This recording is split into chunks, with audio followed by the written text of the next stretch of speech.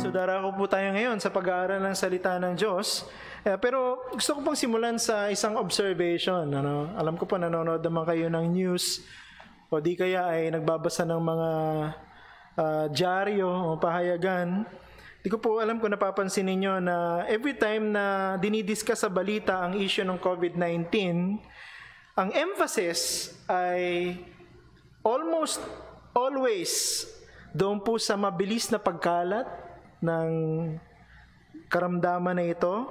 Kung di man dyan, ang pag-ikot ng balita ay doon sa dami ng bilang ng mga confirmed cases. There is little to no clue patungkol doon sa papaano nga ba ginagamot yung mga taong na-confirm na positive at ngayon ay naka-confine sa mga isolation or quarantine facilities. Hindi ko po alam kung napansin niyo po yan. Lagi na lang, ang dami na ng nahawa, ang dami na ng confirmed cases. Pero pagdating dun sa usapin ng papaano ginagamot yung mga tao na nandun sa isolation facility, there is little to almost no information at all.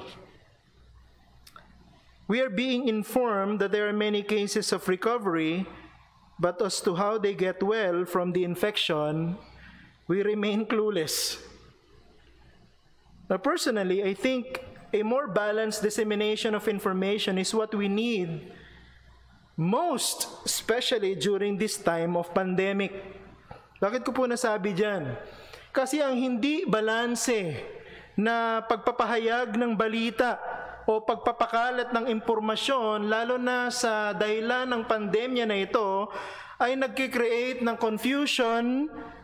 And the worst can be very dangerous. Kaya po, ina-encourage ko po kayo, lalo na kayong mga mananampalatayang aware sa nangyayari sa ating paligid at up to date, be very critical as well sa inyong pagtanggap ng mga balita. Okay? So, maging maingat tayo. Katulad ng sinabi ng Panginoong Jesucristo, maging matalino tayo sa lahat ng pagkakataon. Bakit ko nasabi ito? Because the same is also true when we consider Christianity. Every time we listen to teachers and preachers of the Word, ang emphasis kadalasan, o kung hindi man palagi, ay doon sa Ebanghelyo at ang pangako ng pagliligtas sa pamamagitan ng pananampalataya dahil lamang sa ginawa ni Jesucristo. Ay, hindi ko po sinasabing mali yun. Okay, hindi ko po sinasabing mali yan. Huwag yung isipin, against pala si Pastor Froy sa emphasis ng gospel sa preaching. I'm not saying that. What I'm saying is, this must not only be the emphasis. Pag ang pinag-uusapan natin ay Christianity, ano ibig sabihin? We cannot present an artificially balanced Christianity. We should aim for balance. Dapat ang ating pangaral, pagtuturo patungkol sa ano nga ba ang Kristyanismo, lalo na sa mga taong hindi naniniwala sa Diyos, hindi lamang sa pamamagitan ng pangangaral patungkol sa Mesiyas at sa kanyang ginawang pagliligtas sa mga makasalanan, dapat bigyan din natin ng diin sa ating pangangaral at pagtuturo ang isang bahagi ng Kristyanismo. And what is that? It is what those who has been or who have been saved must do for their master. Kasi ang emphasis is always, anong ginawa ni Jesucristo para iligtas sa mga makasalanan? Hindi mali yun. Pero kung lagi na lang ganon, hindi natin babalansihin sa ano naman ang inaasahan ngayon ng Panginoong Jesucristo sa kanyang mga niligtas, kulang ang ating pangaral ng Kristyanismo. Samahan niyo po akong buksan ang inyong mga Biblia ngayon sa Mark chapter 8, verses 31 to 38. Mark chapter 8, verses 31 to 38. So, babasahin ko po sa ang bagong ang Biblia, Marcos, Kabanatang 8, talatang 31 hanggang 38. Pagkatapos ay pinasimulan niyang ituro sa kanila na ang anak ng tao ay kinakailangang magdusa ng maraming bagay at itakwil ng matatanda na mga punong pari at ng mga eskriba at patayin at pagkaraan ng 3 araw ay muling mabubuhay. At maliwanag na sinabi niya ang salitang ito, inilayo niya siya ni Pedro at pinasimulang siya'y sawayin. Subalit, paglingon niya at pagtingin sa kanyang mga alagad, sinaway niya si Pedro at sinabi, umalis ka dyan, Satanas, sapagkat hindi mo iniisip ang mga bagay na ukol sa Diyos, kundi ang mga bagay na ukol sa tao. Tinawag niya ang maraming tao, pati ang kanyang mga alagad, at sa kanila'y sinabi, kung ang sino man ay nagnanais sumunod sa akin, siya ay tumanggi sa kanyang sarili, pasanin ang kanyang krus at sumunod sa akin. Sapagkat ang sino mang nagnanais iligtas ang kanyang buhay ay mawawalan nito, at ang sino mang mawalan ng kanyang buhay dahil sa akin at sa ebanghelyo ay maililigtas iyon. Sapagkat ano ang mapapakinabang ng tao na makamtan ang buong sanlibutan at mapahamak ang kanyang buhay? Sapagkat anong maibibigay ng tao na kapalit ng kanyang buhay? Verse 38, sapagkat ang sino mang ikinahihiya ko at ang aking mga salita sa mga ngulo niya at makasalanang salinlahing ito ay ikahihiya rin naman siya ng anak ng tao pagdating niya nasa kalwalatian ng kanyang ama na kasama ng mga banal na anghel. Palain ng Panginoon ang pagkabasa ng kanyang salita. Hatiin ko po sa dalawa yung ating pagbubulay-bulay ng passage na ito. Number 1, the high cost that the Messiah paid. O yung malaking halaga na binayaran ng Mesyas. Pangalawa, on the other hand, to balance this preaching about Christianity, the high cost that those who have been saved or the disciples must pay. Ay yung mataas na halaga na dapat o yung malaking halaga na dapat bayaran ng mga alagad ni Hesukristo. Dapat balansehin natin, no? Una, tingnan natin yung first, no? The high cost that the Messiah paid. No, prior to this passage, bago itong Mark 8:31 to 38, binalita sa atin ni Marcos na kinumpisal ni Pedro, no, kung sino at kung ano ang pagkakakilala niya kay Hesukristo. No, malinaw na sinabi ni Pedro na si Hesukristo, o na si Jesus ang Messiah. Siya ang Kristo. Pakinggan niyo yung sinabi niya dun sa chapter 8, verse 29, no, mula sa ang bagong ang Biblia. At tinanong niya sila, no, sa Hesukristo, tinanong niya kanyang mga alagad, ngunit sino ako ayon sa sinasabi ninyo? Sumagot si Pedro at sinabi sa kanya, ikaw ang Kristo. Ito yung eksena, bago yung eksena na pag-uusapan natin ngayong umaga. No, binanggit ko po ito kasi meron itong kaugnayan, no, dito sa ating pag-uusapan ngayon. Pansinin niyo po, nung sinabi ni Pedro, sa verse 29, na Panginoong Hesukristo, ikaw ang Kristo, hindi po inamin ng diretsa ng Panginoong Hesukristo na siya nga. Walang sinabi doon sa passage na ito na nireport sa atin ni Mark. Pero pag pinansin niyo yung verse 31 hanggang 32, malinaw na sinabi ng Panginoong Hesukristo, ang ginamit na salita sa ESV ay plainly. He said it plainly, with conviction, with clarity. Ano? Hindi niya inamin na siya ang Messiah, pero he described it plainly kung ano yung gagawin ng Messiah pagdating niya sa Jerusalem. Yun ang tinalakay ni Jesus dito sa unang 2 talata ng ating text. Sinamarize nga ng Panginoong Hesukristo kung ano yung magiging mission ng Messiah. Diba dun sa verse 31? Anong sinabi sa atin dun sa verse 31? Ang anak ng tao ay kinakailangang magdusa ng maraming bagay. Ito yung summary ni Jesus nung mission ng Messiah. Hindi niya sinabing, tama ka, Pedro, I am the Messiah. Bagkus ang sinabi ni Jesus, ito yung gagawin ng Messiah. Siya ay kinakailangang magdusa ng maraming bagay at inisa-isa niya kung ano yung mga pagdadaanan ng Messiah. Sa madaling salita, nung nagsalita ng malinaw si Jesucristo patungkol sa kanyang identity, hindi niya binigyan ng diin yung karangalan, kaluwalhatian ng pagiging Mesyas. Ang binigyan ng diin ng Panginoong Jesucristo, yung mahirap na misyon na tatahakin ng Panginoong Jesucristo bago niya maganap ang plano ng Diyos. Anong point natin dito? The Messiah did not come to testify the expectation or to satisfy the expectations of the Jews, but to fulfill the plan of God. Kaya yung paliwanag ko yung ibig ko sabihin. Bakit ko sinabing ang Mesyas ay naparito upang bigyan ng kaligayahan ang inaasahan ng Diyos sa kanyang plano ng pagliligtas at hindi ang inaasahan ng mga Hudyo? Ewan ko napansin ninyo, no? Pagkatapos ng pagsasalita ni Jesus sa verse 31, doon sa huling bahagi ng verse 32, ganito ang kanyang sinabi. Diba? Inilayo siya ni Pedro at pinasimulang siya'y sawayin. Pansin niyo yun? Matapos na sabihin ni Pedro, ikaw ang Kristo, sabi ni Jesus, ang Mesyas, dadanas ng maraming kahirapan at kapigatian. Pagdating ng verse 32, huling bahagi,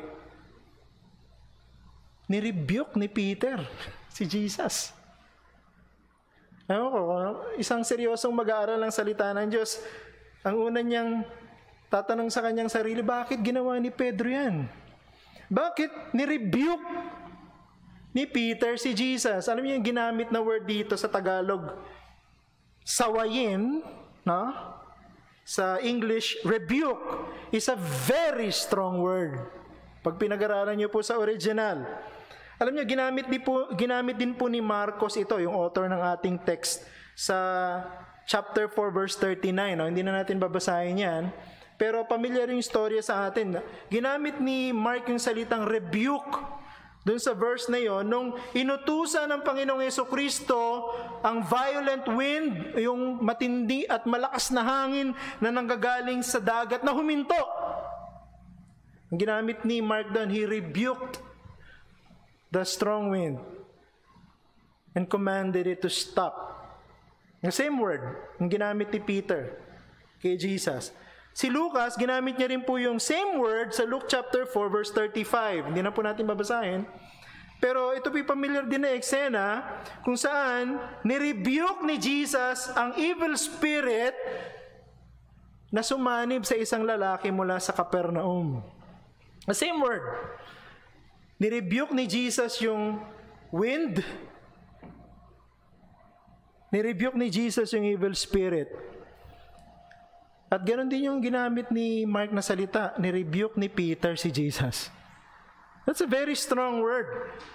Actually, the word expresses strong disapproval with the intention to curb one's ferocity and violence. Pa-picture niyo sa inyong isip, nung nirebuke ni Peter si Jesus, hindi niya lang sinasabi kay Jesus, shh, tumahimik ka. Oh. Hindi niya sinesenyasan si Jesus na gumano, no? Tumahimik. Nung nirebuke ni Peter si Jesus, he was vehemently commanding him to stop speaking. This is Peter to Jesus. Ano? Ito'y matinding klase ng disapproval. And ang intensyon niya patahimikin yung pagiging violente ng pagsasalita ni Jesus. Just imagine the confrontation between Peter and Jesus. So from the point of view ni Jesus, parang sinasabi niya, dinescribe ni Jesus yung tindi ng pagdadaanan ng Mesyas pag dumating siya sa Jerusalem.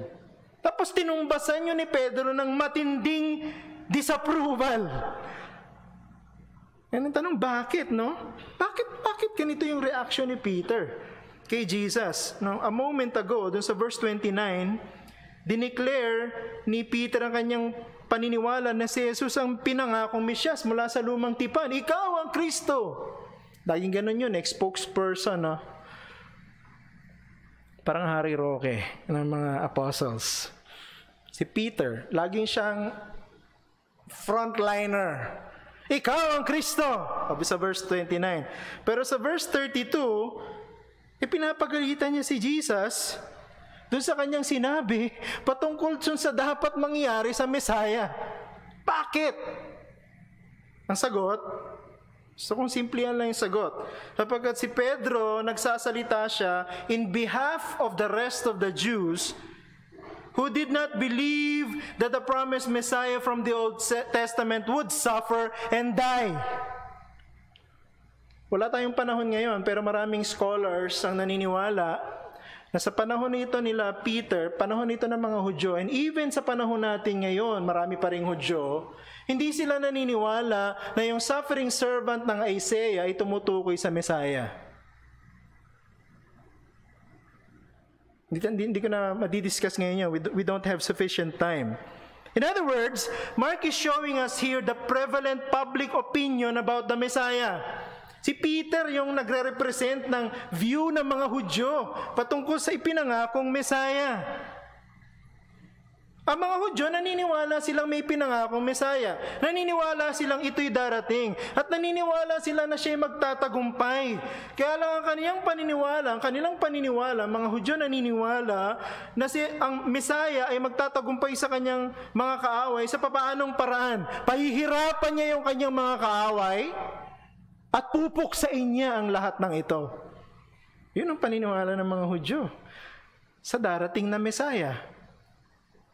At narito si Jesus, pinapaliwanag na ang gagawin ng Messiah ay kabaliktaran ng inaasahan ng mga Hudyo. Just imagine, di ba? I-picture niyo yung sarili niyo kung ikaw ay isang Hudyo ng panahon na yan. Ang ina-expect mo, isang matagumpay na Messiah, ang papahirapan ng Messiah yung mga kaaway. Ang pupuksain o papatayin ng Messiah yung mga kaaway. Pero baligtad ang sinasabi ni Jesus. Parang pwede natin sabihin sa verse 31, sineset ni Jesus yung proper expectation sa kanyang pagiging Messiah. Ito yung totoong misyon ng Messiah. Ang point, it is the Messiah, not the enemy, that will pay the high cost in order to save His people from their sins. Ang magdurusa at ang papatayin ay ang Messiah. Yun ang sinasabi ni Jesus. Ay eto si Pedro, na representative ng mga Hudyo, nagalit kay Jesus. Sinabi, mali iyan. Mali ang sinasabi mo. Kaya sinaway niya si Jesus. Nakita niya, naintindihan niya mga kapatid. Si Peter and the rest of the Jews believed in a perverted or twisted view of the Messiah. Naniniwala sila sa Messiah pero baluktot, mali, hinaluan, corrupted view of the Messiah. Ang tanong, saan nila nakuha yung kanilang picture ng Messiah na matagumpay at pupuksa sa kanyang mga kahaway? Sa Old Testament, sa Bible nila. Wala naman silang ibang pagkukunan eh. But even though they have lived their entire lives reading and memorizing the Old Testament, they still missed the point of God's plan for the Messiah. Imagine mo yung pag Hudyo kang lalaki, lalo na pag lalaki ka nung panahon na yan, diba, at the age of 11,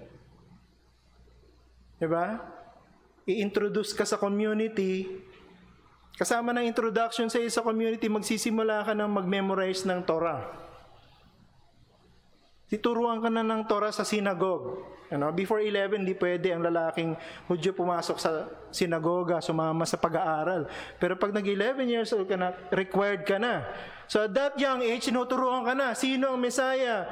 Anong pinangako ng Old Testament? Pero ganun pa man, hindi nila nakita yung tamang misyon ng Messiah.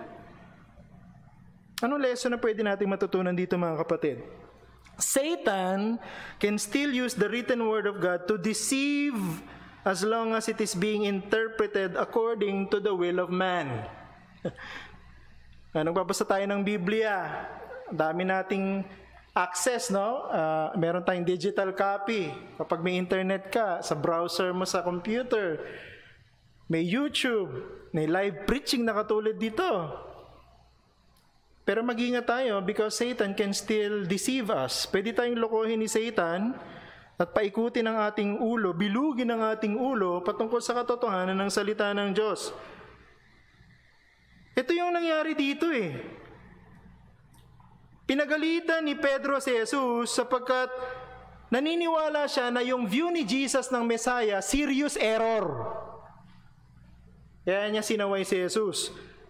Yet, ang katotohanan, kabaligtaran, it is Peter who got it all wrong. Si Pedro yung mali. Bakit mali si Pedro? Because katulad ng ibang mga Hudyo, si Pedro ay nalinlang ng kaaway. At ang isa sa mga problema, eto sa panahon na ito, nakikinig siya mismo sa mga salita ni Jesus, nakikinig siya sa sinasabi ni Jesus, pero nakakaligtaan niya yung mga importanteng detalye patungkol sa mga sinabi ni Jesus. Narinig ni Jesus kung ano yung sinabi niya patungkol sa Messiah na ito ay magdurusa at mamamatay, pero meron siya nakalimutang importanteng detalye na binanggit ni Jesus din. Peter missed the whole point sapagkat hindi niya narinig yung huling bahagi ng verse 31. Tingnan niyo sa inyong mga Bible. Sabi dun na-overlook niya yung katapusan ng verse 31. Anong sinabi ni Jesus? At pagkatapos ng 3 araw ay muling mabubuhay. Nakita niyo yun? Nakita lang, na-screen lang ni Peter dun sa kanyang pakikinig kay Jesus, ang Messiah, magdurusa, siya itatakwil, siya ipahihirapan, siya ipapatayin. Nalimutan niya yung pinaka-importante, huling point, mabubuhay muli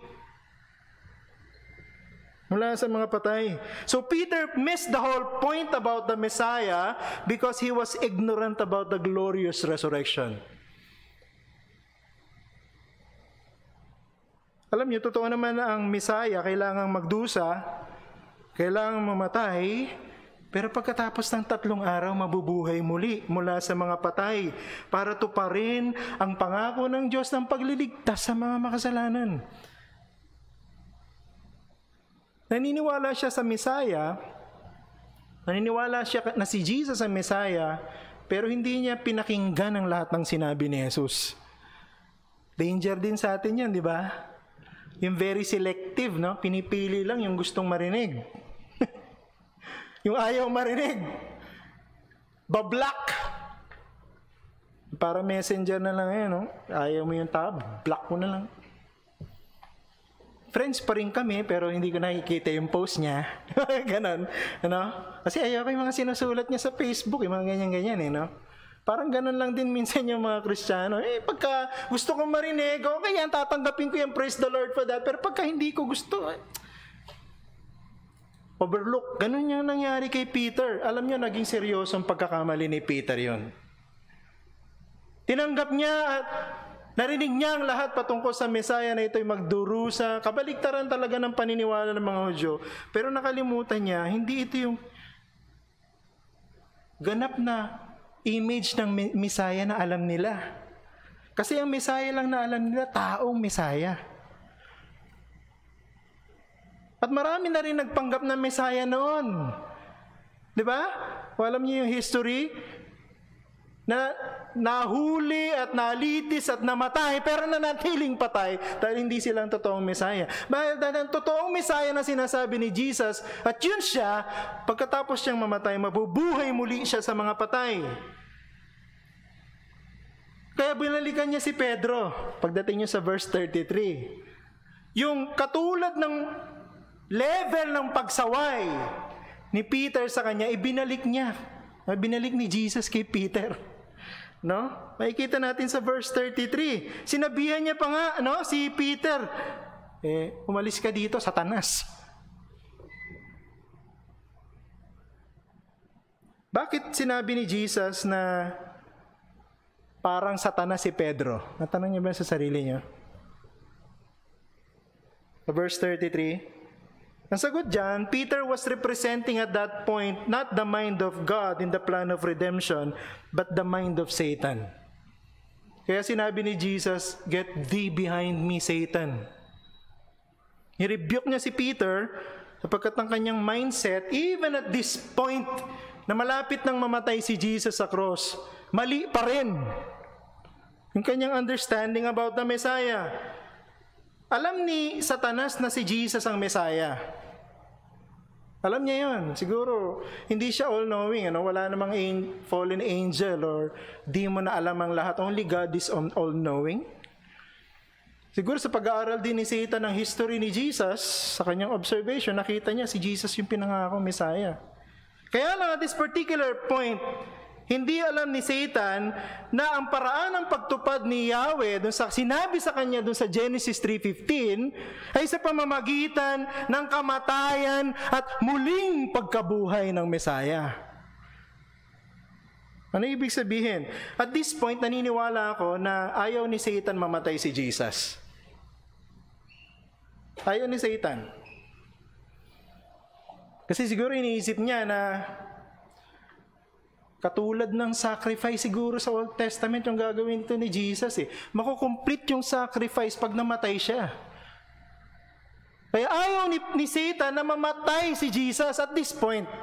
Ako naniniwala, ito personal view ko ito, naniniwala ako na na-realize lang ni Satan yung kanyang pagkakamali nung nag-resurrect si Jesus from the dead. Sa kanya lang na-realize. Ang pagiging Mesyas pala ni Jesus ay hindi siya kailangang mamatay. Hindi siya kailangang muling mabuhay. And at that point, alam niya na natupad na yung sinabi ng Diyos sa Genesis 3:15. Sapagkat ang kamatayan at muling pagkabuhay ni Jesus mula sa mga patay ang dumurog sa ulo niya bilang kaaway ng Diyos. Alam mo, kaibigan, you must realize na hindi sapat na naniniwala ka lang na si Jesus ang Messiah. At dapat, manampalataya ka din sa kanyang ginawa, sa kanyang pagdurusa, actually, sa kanyang buhay na walang kasalanan, sa kanyang pagdurusa para sa mga makasalanan, sa kanyang kamatayan, dahil sa mga makasalanan, sa kanyang muling pagkabuhay para sa mga makasalanan, para maligtas ka. Huwag lang i-confess mo si Jesus talaga ang Savior. Dapat maniwala ka at magtiwala ka ng buong buhay mo na si Jesus nga ang tagapagligtas. So in addition to the one who is saved and becomes a disciple of Christ, dapat matutunan niya din na ibigay ang pinakamataas na uri ng halaga para sa kanyang Panginoon. This leads us to our second main point. A high cost or the high cost that a disciple must pay. Sa una, sinabi natin, may mahal na halagang binayaran ng Mesyas. Ngayon, meron ding mataas na halagang kailangan tayong bayaran kung tayo alagad ni Jesus. Alam niyo, ang maling pagkaunawa sa pagiging Mesyas ni Jesus ang dahilan ng maling pagkaunawa sa discipleship. I think this is the point of the rest of the verses ng ating passage ngayon. In verse 34, nag-switch yung attention ni Jesus from Peter to the crowd. Nakita niyo, no? So pagkatapos niya kay Peter, bumaling naman siya dun sa mga tao at sa ibang mga alagad. Ang sabi niya sa verse 34, tinawag niya ang maraming tao pati ang kanyang mga alagad. Sa kanila ay sinabi, kung ang sino man ay nagnanais sumunod sa akin, siya ay tumanggi sa kanyang sarili, pasanin ang kanyang krus at sumunod sa akin. So this time, si Jesus ay nagsasalita hindi lang bilang Mesyas na nagbayad ng malaking halaga o magbabayad at that particular point, pero sa ating point of view, nagbayad ng malaking halaga, bumabaling naman siya dun sa mga alagad. O kayo na mga gustong maging alagad ko, gusto kong sabihin sa inyo, meron din kayong malaking halagang babayaran. Parang ganun yung sinasabi ni Jesus dan. Sa panahon natin kasi ngayon, pag pinag-usapan yung krus, symbol of fashion, saan na nilalagay ang krus ngayon? Sa jewelry, necklace, bracelet, anklet, hikaw. Pero sa panahon ni Jesus, hindi yan ibig sabihin ng cross. Yung iba pa nga sa panahon natin ngayon, yung cross ay ginawang figure of speech. Yung papasanin ko itong cross na ito sa aking buhay. Yung tinutukoy, yung mga nakadepende sa kanya, yung mga nagbibigay sa kanya ng inconvenience and hardship. Yun ang ibig sabihin ng cross sa marami ngayon. Pero alam mo, hindi ganyan ang ibig sabihin ni Jesus sa krus. Doon sa first century, ang krus ay image of extreme repugnance. Ibig sabihin yan, strong feeling of dislike. Ano pa? It was an instrument of cruelty, pain, dehumanization, and shame. Ang krus ang nakareserbang parusa at ang pinakamalalang parusa para sa mga napatunayang kriminal at para sa mga nahuli at napatunayang nagrebelde sa gobyerno. Pako sa krus ang ano yan, parusa. Ewan ko, siguro kilala niyo si Spartacus, no? Kung may Netflix kayo, may series patungkol sa kanya. Si Spartacus ay isang slave rebel, no? Noong 71 BC, ang Roman general na si Crassus natalo si Spartacus. At alam niyo ano naging resulta? Pinatawan sila ng punishment ng crucifixion. Hindi lang siya, alam mo, kasama yung kanyang 6,000 followers. Pinako sila sa krus lahat. Now, 100 years later, sa panahon ni Mark, si Nero naman would crucify and burn Christians na mapapatunayan na followers ni Jesus at ibibintang sa kanila yung pagkasunog ng Roma. Grabe itong crucifixion na ito. And isa pa, gusto kong bigyan ng diin, kaya sinabi ni Jesus, ang sino mang hindi magpapasa ng kanyang krus, meron niyang historical parallel. Pag ang isang kriminal o isang rebelde na patunayan na nagkasala sa gobyerno at siya'y napatawan ng pinakamatinding parusa na kamatayan, dadalhin niya yung kanyang krus. Papasanin niya yung kanyang krus hanggang doon sa lugar na pagpapakuan sa kanya doon. Ibig sabihin, dala-dala niya yung kanyang magiging cause of death. So what did Jesus mean when he said the disciple must carry their cross? Hindi po sinasabi ni Jesus dito na gayahin natin yung ginawa niyang pagbubuhat ng krus. Marami kasi mga tao ngayon, di ba, ginawa nilang panata yung magbuhat ng krus pag mahal na araw. Hindi po ito act of humility. When you do that, it's an act of pomposity. The Lord Jesus did not want us to copy what He did with the cross. The Lord Jesus wants us to believe, to put our faith on what He did on that cross.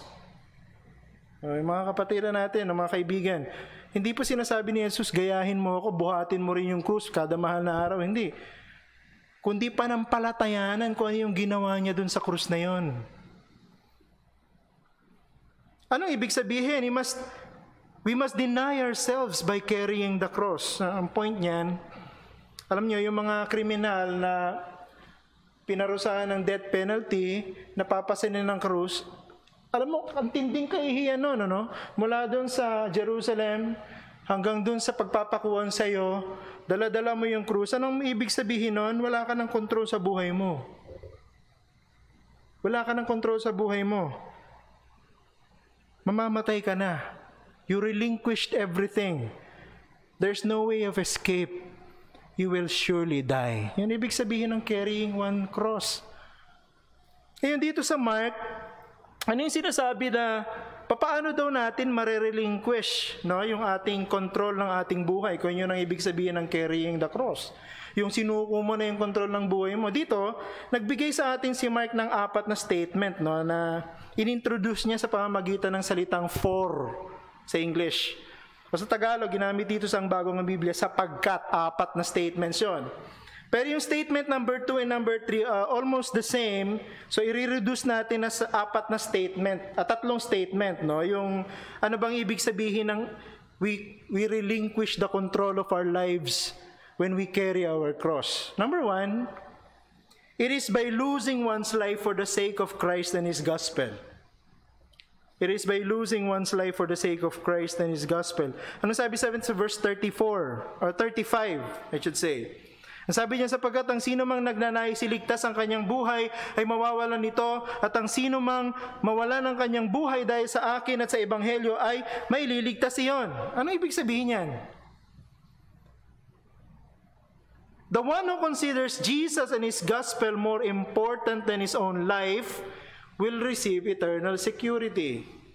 On the other hand, the one who thinks that his life is more important than Jesus and his gospel will lose his soul in hell for eternity. Yun ibig sabihin nun, ganun lang kasimple. Kung tingin mo, mas mahalaga ang buhay mo kaysa sa Panginoon at sa kanyang ebanghelyo, hindi ka maliligtas.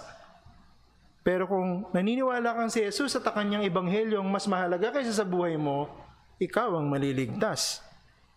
Diba totoo yan? To lose one's life is to lose physical existence. Pwede yan. Pwedeng ganun eh. Diba? Maraming namamatay dahil sa kanilang faith. But to lose one's soul has eternal consequences. Kung mamatay ka dahil sa iyong pananampalataya, eternal glory ang kapalit nun. Pero kung mawala ang iyong kaluluwa sa impyerno, eternal punishment, eternal consequence in hell. Anong pipiliin mo? Ang pagsusuko ng buhay kay Jesus, ibig sabihin, handa akong mawala ang buhay ko na ito para kay Jesus at sa kanyang ebanghelyo. Pangalawa, it is by exchanging the world for a life with Jesus and for His gospel. Ano sabi sa verse 36 and 37? Sapagkat ang mapapakinabang ng tao na makamtan ang buong sanlibutan at mapahamak ang kanyang buhay? Sapagkat anong may bibigay ng tao na kapalit ng kanyang buhay? Dito, si Jesus nagtuturo sa atin ng totoong dalawang ultimate sa buhay ng tao sa mundo. Ano yun? Itong mundo na to, at ang kanyang kaluluwa. Yun yung dalawang ultimate reality sa isang tao. Ang sinasabi ni Jesus dito, pwedeng makamtan ng isang taong buong mundo, hyperbolic yun. Wala naman tao nagmay-ari ng buong mundo. Hina-hyperbolize. Hyperbolism. Yung ginamit ni Jesus dito. But the point is, one can either gain the whole world yet lose his soul, or gain salvation for his soul despite losing the world. Sabi dyan Jesus dyan eh. Alam mo, pwede tayong mabuhay ng walang yung inaalok ng mundo na ito. Pero ang totoong gustong mabuhay, hindi mabubuhay na wala ang Diyos. Para malinaw sa atin yun. Pwede kang mabuhay na wala ang karangyaan ng mundo, popularity ng mundo, di ba? Lahat ng inaalok ng mundo, maging ang buong mundo, pero hindi ka totoong mabubuhay kung wala ang Diyos eh. Sinasabi lang sa atin ni Jesus, mas mahalaga ang kaluluwa dahil ang kaluluwa mananatili kaysa sa mundong ito. This world will not last, pero ang ating kaluluwa can live in eternity with God. Salvation is with our soul, continuing in eternity with God. Yun yung sinasabi niya dyan. Pangatlo, it is by being ashamed of Christ. It is by not being ashamed of Christ and His words. Yan yung tatlong ibig sabihin ng relinquishing ourselves, carrying the cross. Ano sabi sa verse 38? Sapagkat ang sino mang ikinahihiya ako at ang aking mga salita sa pangulunya at makasalanang sanlibutan o salinlaing ito ay ikahihiya rin naman siya ng anak ng tao pagdating niyang nasa kaluwalhatian ng kanyang ama na kasama ng mga banal na anghel. Ano ibig sabihin ni Jesus dito? Maintindihan natin sana yung context, no? Yung Israel, dahil ipinagpalit nila ang Diyos sa Diyos-Diyosan, ikinahiya nila ang Diyos. At dahil ikinahiya nila ang Diyos, dinisgrace nila ang Diyos because of their sins.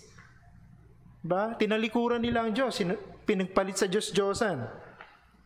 At yun naman ang dahilan kung bakit pinarusahan sila ng Diyos. Alam mo, ang totoo, hindi ang Israel ang nahiya kay Yahweh, o kinahiya si Yahweh. Ang totoo, si Yahweh ang ikinahiya ang Israel. At dahil sa kanilang pagiging unfaithful sa covenant, tinalikuran sila ng Diyos. Alam natin yan sa kanilang history. So anong point dito? Sila na mga ikinahihiya si Jesus at tatanggihan siya at ang pagpapasan ng kanilang krus ay kakampi sa kaaway ng Diyos, lalaban sa kaharian ng Diyos, at ang magiging resulta sila tatanggap ng kahihiyan at kawalan sa panahon ng paghuhukom. Kung hindi ka pa Kristiyano, ang pangako ng Biblia, hindi masayang buhay. But despite of the sufferings while living for our Lord, because of the extravagant cost that He paid for us, alam mo, lahat ng suffering, it's worth them all. The Lord Jesus gave His life to redeem sinners. Alam nyo, ang expectation sa atin ngayon na niligtas, bigay din natin ang ating buong buhay sa Panginoon. Yun yung balanse doon. Kung binigay ni Jesus yung buhay niya para iligtas ka, dapat ibigay mo rin ang iyong buhay para sa Kanya. Kung di ka pa Kristiyano, inaangkin mo pa rin ang buhay mo para sa iyo, darating ang panahon ang tatanggapin mo kahihiyan at parusang walang hanggan. Pero kung mananampalataya kay Jesus ngayon, ililigtas ka, bibigyan ka ng kaluwalhatian, bagamat magdurusa ng pansamantala, pagdating sa walang hanggan, biyaya na pang walang hanggan. Manalangin po tayo. Kami nagpapasalamat sa iyo sa paalala mo sa amin. Ito yung balansing pagtanaw dapat sa Ebanghelyo. Madalas nakikita lang namin yung ginawa ni Jesus para sa amin. Binayaran niya ang malaking halaga. Binigay niya ang kanyang buhay. Pero nalilimutan namin na bilang mga iniligtas, bilang mga alaga, dapat din naming ibigay ang aming buhay. Dapat naming isuko ang kontrol ng buhay na ito sa aming Panginoon. At inisa-isa namin sa aming pag-aaral ang mga paraan para ito ay magawa namin. Tulungan niyo po kami na piliin na maangkin ni Jesucristo bagamat ikahiya ng mundo kaysa ang ikahiya si Jesucristo at mapahamak sa walang hanggang apoy ng impyerno. Magligtas po kayo na mga hindi pa Christian ngayon. Abutin niyo po sila ng Ebanghelyo. Kahabagan niyo po sila. Ito po ang aming dalangin sa pangalan ni Jesus naming Panginoon. Amen.